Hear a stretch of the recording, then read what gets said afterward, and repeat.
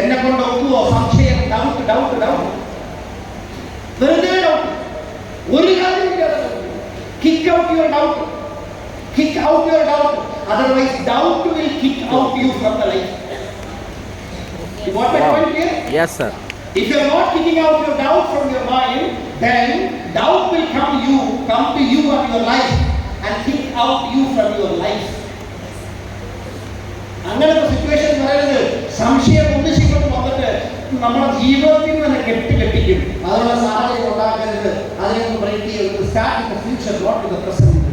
ഭാവിയെ കുറിച്ചുള്ള ശുഭപ്രതീക്ഷയുമായി ശക്തമായി ഇൻഷാ അല്ലാഹ് തുടങ്ങുക.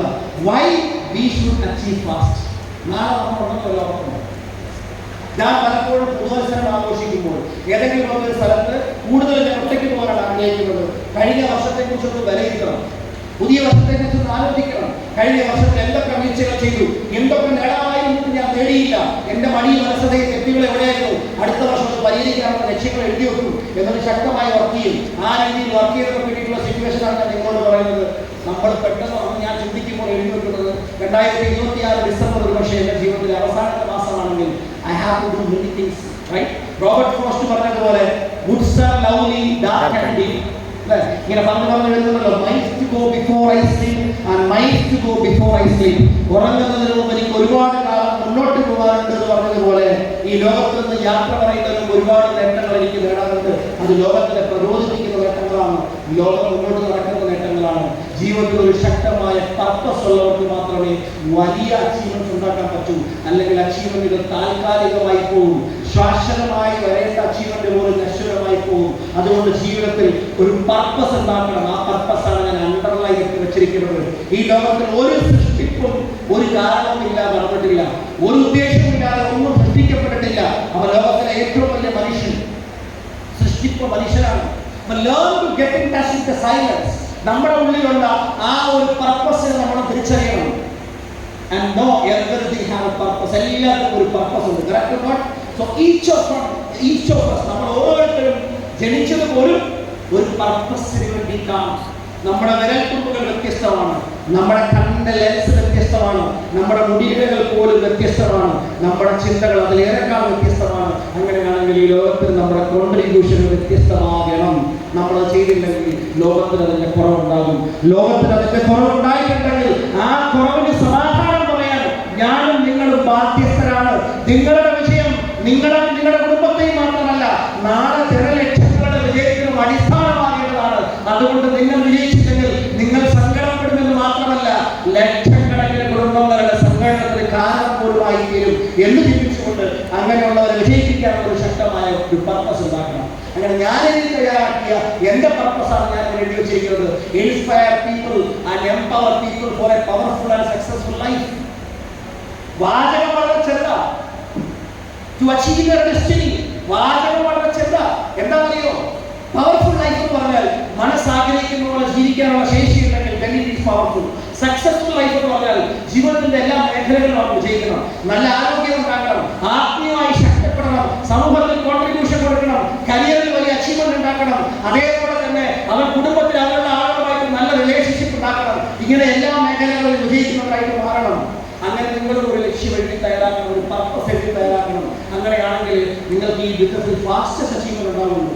സാർത്ഥമായ നേട്ടത്തിന് വേണ്ടി നമ്മൾ പ്രവർത്തിച്ചാൽ വലിയ നേട്ടങ്ങൾ ഉണ്ടാവില്ല. കൃഷ്ണൻ അർജുനനെ ഉപദേശിക്കുന്ന ഗീതോപനിഷത്തിൽ പറയുന്നുണ്ടല്ലോ, എന്ന് തുടങ്ങുന്ന ആ ഒരു ശ്ലോകത്തിൽ പറയുന്നത് പോലെ കർമ്മം ചെയ്യുമ്പോൾ സ്വാർത്ഥമായ ലക്ഷ്യങ്ങളല്ല വെക്കേണ്ടത്, മറ്റുള്ളവർക്കുള്ള വിജയത്തിന് വേണ്ടി കൂടെ നമ്മൾ പ്രവർത്തിക്കേണ്ടി വരും. ജീവിതത്തിന്റെ നിസാരതയെ കുറിച്ചൊക്കെ രാമായണത്തിലുമൊക്കെ അല്ലേ, ലക്ഷ്മണോപദേശത്തിലൊക്കെ എടുത്തു പറഞ്ഞിട്ടില്ലേ? ഞാൻ ആ കവിത എപ്പോഴും ഓർമ്മിക്കാറുണ്ട്. എന്തിനാണെന്നറിയോ? ആൾക്കാരെ കേൾപ്പിക്കാനല്ല, എനിക്ക് ഓർമ്മപ്പെടുത്താൻ വേണ്ടിയിട്ടാണ്. ലക്ഷ്മണനോട് പറയുന്നുണ്ടല്ലോ, എന്താണ് പറയുന്നത് ലക്ഷ്മണകാണ്ഡത്തിൽ? വത്സ സൗമിത്ര കുമാരൻ നീ കേൾക്കണം, വത്സ സൗമിത്രേ കുമാരൻ നീ കേൾക്കണം, വത്സരാജ്യം വെളിഞ്ഞെന്നുടെ വാക്കുകൾ. ഇങ്ങനെ പറഞ്ഞു അല്ലേ? ജ്യേഷ്ഠനോടുള്ള റെസ്പെക്ട് എത്രത്തോളമാണെന്ന് ഞാൻ അറിയുന്നുണ്ട്.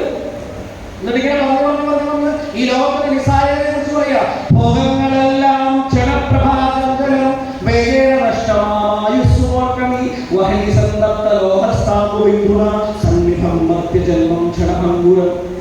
അത് പറയുന്നതാണ്, ഒരു ചുട്ടുപഴുത്ത ഒരു ലോഹത്തിന്റെ മുകളിലേക്ക് ഒരു തുള്ളി വെള്ളം വീണാൽ അത് ബാഷ്പമായി തീരാൻ എത്ര സമയമെടുക്കും? അത്രേ ഉള്ളൂ ഈ ലോകത്ത് മനുഷ്യന്റെ ജീവിതം. അതുപോലെ തന്നെ പാമ്പിന്റെ വായിൽ അകപ്പെട്ട ഒരു തവളയുടെ ഒരു പിക്ചറുമായിട്ടുണ്ട്. അതുപോലെ തന്നെ മനുഷ്യന് ഒരു പെരുവഴി അമ്പലത്തിൽ ഒരു രാത്രി തങ്ങാമെന്നൊരു സത്രത്തിൽ തങ്ങാമെന്നൊരു യാത്രക്കാരനെ പോലെയാണ് ശ്രീരാമൻ ലക്ഷ്മണനോട് ഉപദേശിക്കുന്നത്. അതുകൊണ്ട് കാമമോഹ ക്രോധത്തിനുള്ള എല്ലാ പഞ്ചമോഹങ്ങളിൽ നിന്നെല്ലാം ഫ്രീ ആയിട്ട് ഈ ക്ഷമ അവലംബിച്ചുകൊണ്ട് മുന്നോട്ട് പോകണമെന്നാണ് പറഞ്ഞു പഠിപ്പിക്കുന്നത്. എന്തുകൊണ്ടാണ് എഴുത്തച്ഛൻ അദ്ദേഹത്തിന്റെ ഈ എഴുത്തച്ഛന് നാട്ടിൽ വന്നതാണ് ഞാനിത് പറയുന്നത്. നമ്മൾ ക്ഷമയോടുകൂടി നമ്മൾ സത്യവും വലിയ ഒരു വിജയവും സ്വാർത്ഥതയില്ലാത്ത ലക്ഷ്യവും ജീവിതത്തിന്റെ നിസ്സാരതയും നിന്നുകൊണ്ട് നിങ്ങൾ ഈ കൃത്യം ചെയ്താൽ നാളെ മൈ ലൈഫ് സ്റ്റൈലിന്റെ ഏറ്റവും ടോപ്പ് അച്ചീവ്മെന്റ്സ് വരാൻ പോകുന്നത് ഈ ഓഡിറ്റോറിയത്തിൽ 100% ഉത്തരവാദിത്തം ഏറ്റെടുക്കും. സോ വോളണ്ടിയേഴ്സ് ഫുഡ് റെഡിയാണെന്ന് പറയണം. ഓരോരോ റോ അനുസരിച്ച് നമുക്ക് അതിലേക്ക് വിടാം. ഫുഡ് റെഡിയാണ്, ഫുഡ് റെഡിയാണ്. ഇത് വിശപ്പ് റെഡിയാണോ? ഇല്ല സാർ വന്നിട്ട് ആരെയും വേണമെങ്കിൽ ഈ സെന്റൻസ് മാറ്റില്ല. ഇവിടെ വന്നിട്ട് മറ്റൊന്നും